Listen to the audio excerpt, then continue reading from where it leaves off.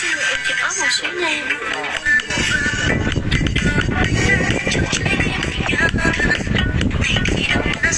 Có, tức nữa đi, bây giờ chúng mày đây nè.